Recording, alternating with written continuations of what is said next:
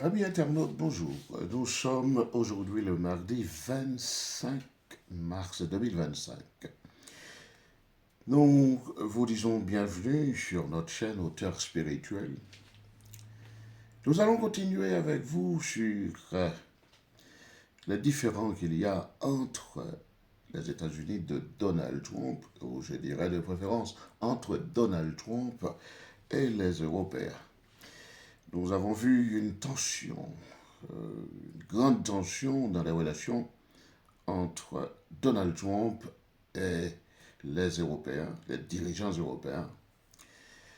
Et nous allons aujourd'hui explorer deux de ces raisons qui justifient, pour Donald Trump bien sûr,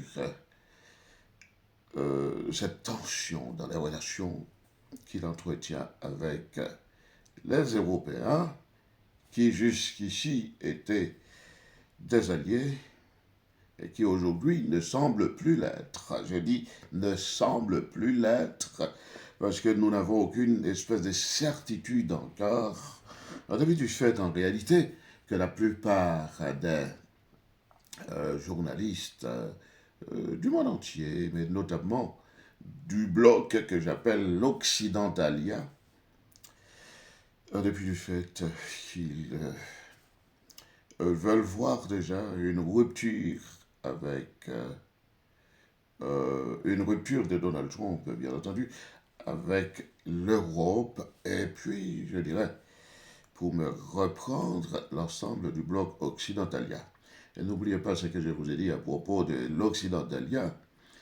C'est donc cette vaste, je dirais de préférence, ce vaste empire qui comprend en réalité les pays de l'Occident, et puis nous prendrons des pays comme le Japon, comme l'Australie, comme la Corée du Sud, etc. Nous irons jusqu'à Taïwan, etc. Bon, bref. Quelles sont donc les raisons qui poussent Donald Trump à vouloir mettre une rupture dans la relation entre les États-Unis et l'Europe et par-delà à l'ensemble de l'Occidentalia? Eh bien, écoutez, vous savez, c'est que Donald Trump a beaucoup de choses qu'il reproche aux, euh,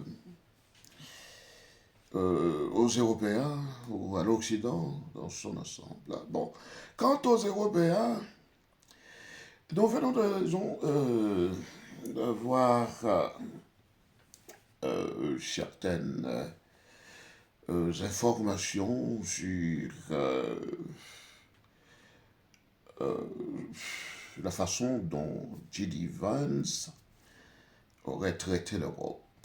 Il aurait traité les Européens euh, de bande de parasites. Mais qu'est-ce qu'il veut dire par bande de parasites?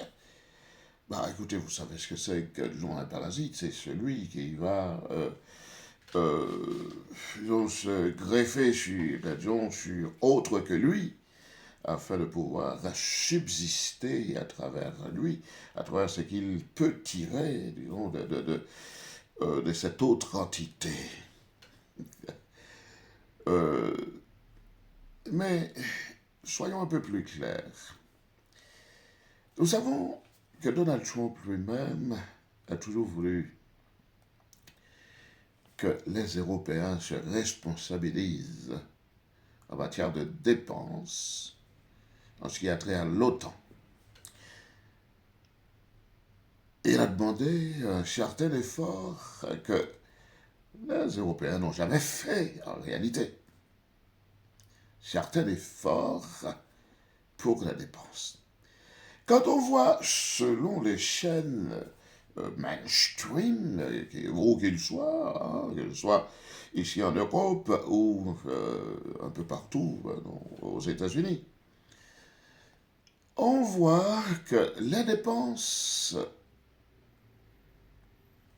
pour la défense des États-Unis vont jusqu'à à peu près 900 milliards, 900, à peu près 900 milliards de dollars. Tandis que, si l'on prend, disons, les pays européens qui sont dits des puissances aussi, des puissances économiques, des puissances militaires, la plus grosse dépense, je crois que ça vient dans de ces pays qui n'est pas nécessairement la France. Hein. Je crois que la plus grande dépense, ce pays-là, qui est probablement l'Allemagne, hein, l'Allemagne euh, ou l'Angleterre, mais je suis sûr que c'est probablement l'Allemagne. Mais bon, de toute façon, c'est entre les deux. C'est entre les deux, soit l'Allemagne ou l'Angleterre.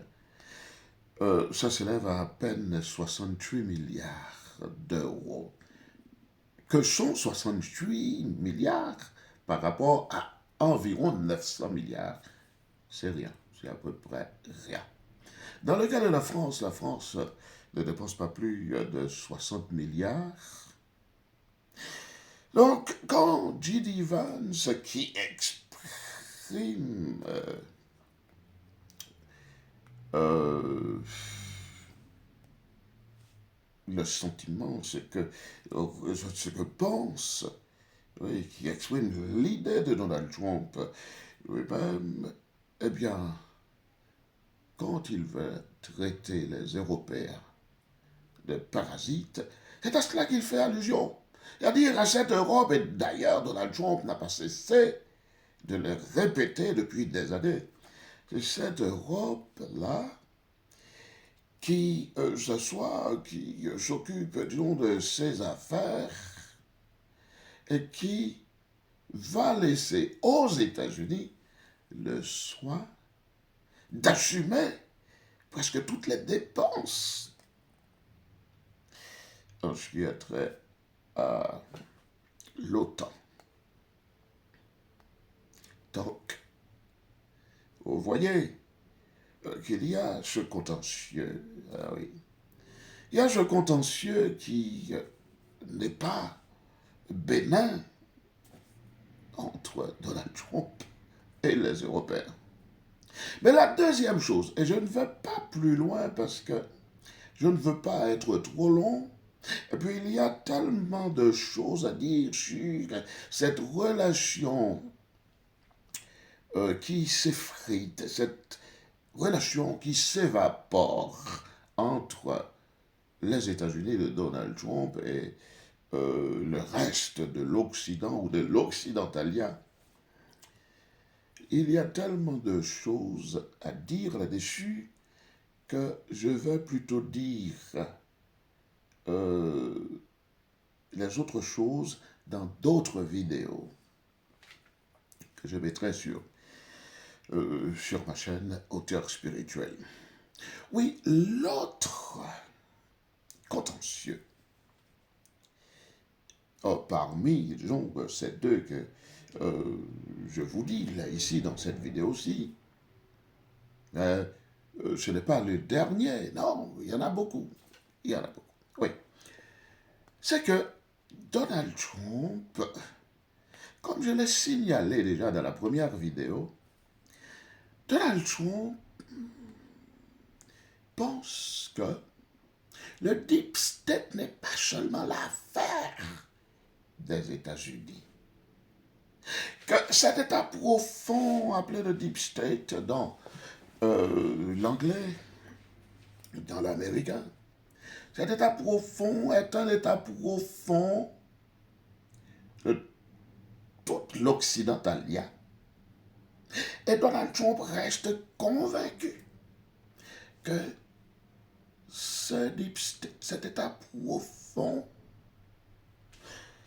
en a beaucoup contre lui parce qu'il vient d'après ce qu'il apprenait. D'ailleurs, depuis, disons, sa première campagne, 2016, n'oubliez pas que le thème, ou plutôt le slogan de Donald Trump n'était pas celui de 2020 ou de 2024. Celui de 2024 a repris celui de 2020. Mais apparemment, il semble que bien des gens, bien des journalistes, oublient ce que c'était le slogan de 2016. Ce n'était pas Make America Great Again. Non. Ce n'était pas rendre aux États-Unis sa grandeur. C'était plutôt drain the swamp. Drain the swamp. Assécher, drainer, assécher, vidanger le marais. Parce que Donald Trump a considéré que aux États-Unis et dans tout le reste du monde occidental, il y a une classe d'hommes, une catégorie d'hommes, une caste même, qui est composée d'entités répugnantes, d'entités qui sont antipatriotiques, qui sont antinationalistes et qui empêchent les nations, dont les États-Unis en particulier, puisqu'il était candidat aux États-Unis et non pour l'ensemble de l'Occident, comme si l'Occident avait un seul chef d'État. Non. Oui, alors il pense, et aujourd'hui encore, il le pense. Il pense que tous ces gens sont des gens qui veulent